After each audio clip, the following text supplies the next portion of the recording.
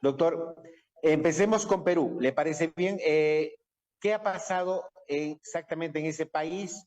Unos dicen que fue golpe de Estado, otros dicen que fue autogolpe. ¿Qué es lo que se sabe a profundidad de lo que aconteció el día de ayer en ese país vecino? ¿Por qué la democracia es tan inestable en este país? ¿Por qué siempre se está cuestionando los gobiernos que suben? Por ejemplo, sin ir muy lejos, ha subido ahora una mujer a asumir la cabeza de este país, a la cual también se le ha tildado de ser corrupta, porque viene obviamente enlazada de unos nexos que en el Parlamento estuviesen también siendo investigados por actos de corrupción. Doctor Carlos Sánchez Berzaín, por favor, su análisis. Bueno, lo que está pasando en las Américas en general se enmarca en ese hecho de la realidad del siglo XXI que hemos reiterado varias veces y que hay que recordar hoy. Hay dos Américas, una América democrática y una América dictatorial. La América dictatorial, liderada por la dictadura de Cuba e integrada por las dictaduras de Venezuela, Bolivia y Nicaragua, trata de crecer y de expandirse, desestabilizando la democracia. En ese marco, llegó al Perú como presidente el señor Pedro Castillo, que en la primera vuelta tuvo cerca del 17% de apoyo popular y que en la segunda vuelta construyó un apoyo que no es tal y llegó a ser presidente con una minoría absoluta en el Congreso, pero además realizando actividades en las que proclamó su abierto castrochavismo, asesorado por Evo Morales, propuso hacer del Perú un Estado plurinacional, liberar la coca, construir un narcoestado y llevar adelante procesos de nacionalización. Fue repudiado desde el principio, se intentaron dos veces la vacancia, que es un mecanismo de la Constitución peruana para separar del cargo de presidente por incapacidad, y por más de un año, porque él se posesionó el 28 de julio del año pasado, por más de un año estuvo llevando al Perú una situación de grave inestabilidad. Y ayer sucedió algo muy grave.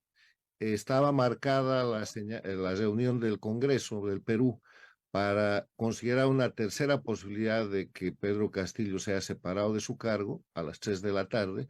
Y en la mañana él hizo un discurso a la nación y liquidó el Congreso, lo cerró el Poder Judicial, anuló la Fiscalía, dio un golpe de Estado y dijo que iba a gobernar por decreto al amparo seguramente de la fuerza. Eso generó de inmediato la reacción de las instituciones democráticas del Perú, empezando por el Parlamento y toda la estructura que incluye las Fuerzas Armadas y la policía, y en cuestión de horas se reunió el Congreso, aplicó la vacancia, separó del poder a Castillo. Castillo trató de trasladarse desde el Palacio de Gobierno a la Embajada de México para pedir refugio. Aquí hay que hacer notar algo. Toda esta gente vinculada con el castrochavismo tiene siempre el auxilio de México. Evo Morales salió de Bolivia en un avión del gobierno mexicano, pero fue interrumpido Castillo y fue apresado. Lo que estamos viendo en el Perú es el funcionamiento de la democracia. O sea, es una crisis, pero resuelta democráticamente en contra de un mecanismo dictatorial absolutamente impulsado por el castrochavismo, por el socialismo del siglo XXI, porque acaba de caer de la presidencia Pedro Castillo por intentar un golpe de Estado, por dar un golpe de Estado, por tratar de instaurar una dictadura castrochavista en el Perú y está preso. Y lo que está funcionando es el sistema democrático que ha puesto a su vicepresidenta, como corresponde constitucionalmente, lo que no garantiza que esta señora vuelva a ser una operadora de intervenir el Perú desde el socialismo del siglo XXI bajo la dirección de Cuba, que opera con el embajador Zamora, que ya pasó por Bolivia, Rafael El Gallo Zamora, y que ciertamente es uno de los grandes responsables de lo que está pasando en la desestabilización política del Perú. De eso se trata. Si resumimos el tema del Perú, en el Perú se ha intentado un golpe de Estado por el castrochavismo y ha funcionado la democracia y ahora hay una salida democrática en la que se espera que la nueva presidenta del Perú le responda al Perú y no a la influencia castrochavista que ha perjudicado a ese país en todos los últimos años. Doctor, para cerrar el tema del Perú, dos preguntas me surgen. Primero, o fue mal asesorado Pedro del Castillo o realmente quería él un autogolpe, porque ¿cómo es posible que Pedro del Castillo, teniendo tan poco apoyo parlamentario como lo ha mencionado, y aparte no asegurarse con las Fuerzas Armadas, se anima a cerrar el Congreso y obviamente presentar un gobierno, anunciar un gobierno de excepción? ¿Cómo es posible que una persona que está asumiendo la presidencia se arriesgue a tanto? Mire, primero yo no creo que a Pedro Castillo hay que juzgarlo solamente en función de lo que es Pedro Castillo. Pedro Castillo ha sido la punta de lanza y la representación de un proyecto transnacional de naturaleza criminal que por mecanismos parecidos a esos controla hoy día bajo el sistema de dictaduras a Cuba, a Venezuela, a Bolivia y a Nicaragua. O sea, han tratado de hacer en el Perú lo que han hecho en Venezuela, lo que han hecho con las masacres en Bolivia, lo que han hecho en Nicaragua y el sistema de terrorismo de Estado que funciona desde hace casi 64 años en Cuba.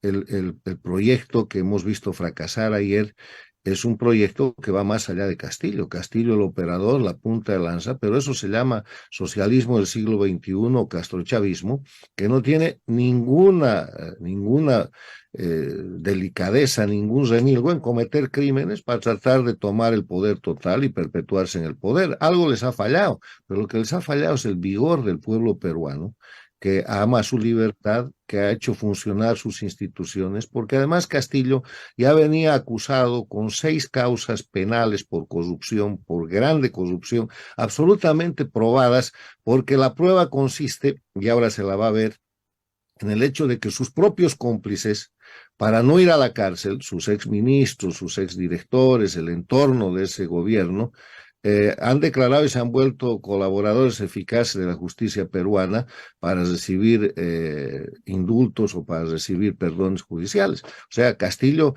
ha ejercido criminalmente, ha ejercido con acciones de crimen organizado el gobierno del Perú, como sucede hoy día en Venezuela, en Bolivia, en Nicaragua, en Cuba, donde todo el tiempo hay corrupción, todo el tiempo hay delitos, son narcoestados y tienen impunidad.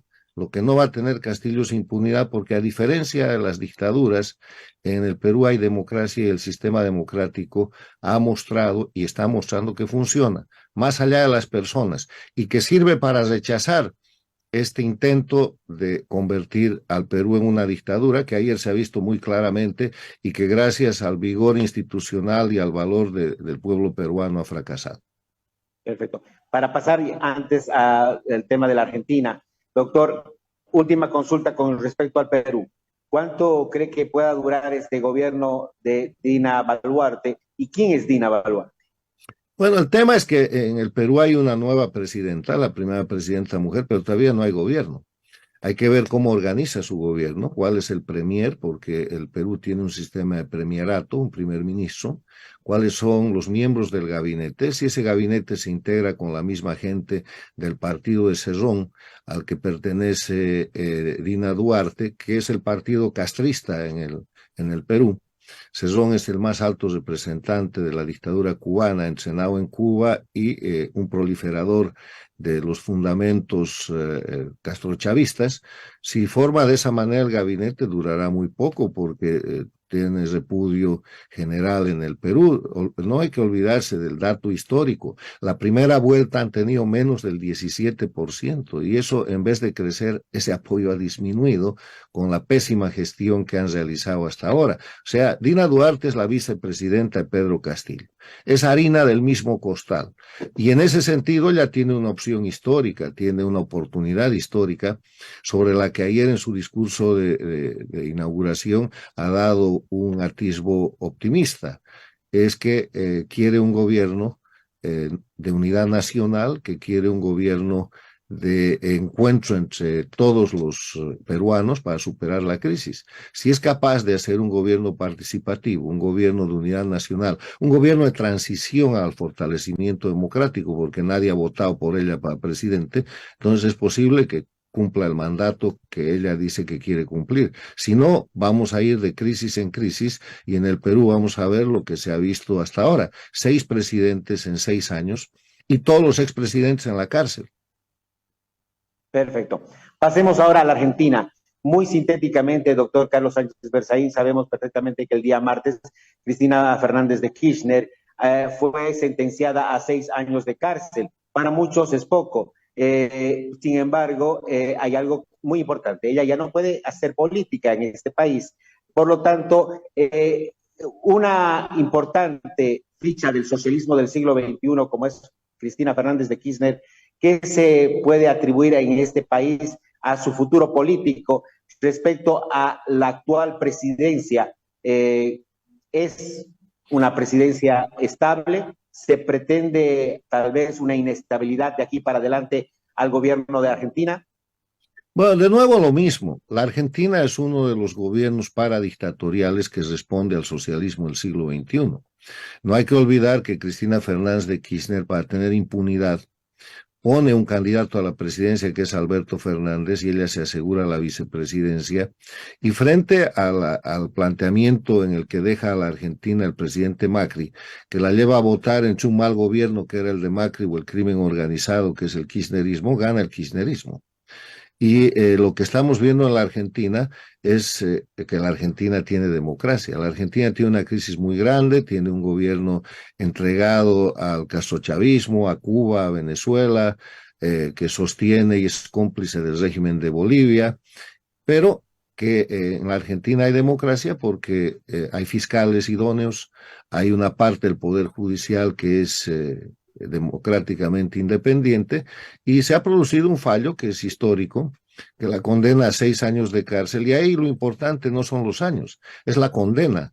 Es la marca de infamia que tiene esta señora con una primera condena de una cadena de procesos porque tiene más procesos en curso, que además de condenarla a 6 años de cárcel, que de los que seguramente no cumplirá ni un día, porque Alberto Fernández, que es su títere, la puede amnistiar, y eso es una constante en el castrochavismo. Si Evo Morales no hubiera sido objeto de amnistía por el 2003 por Carlos Mesa, 2 amnistías, nunca hubiera sido candidato a la presidencia ni hubiera llegado a la presidencia.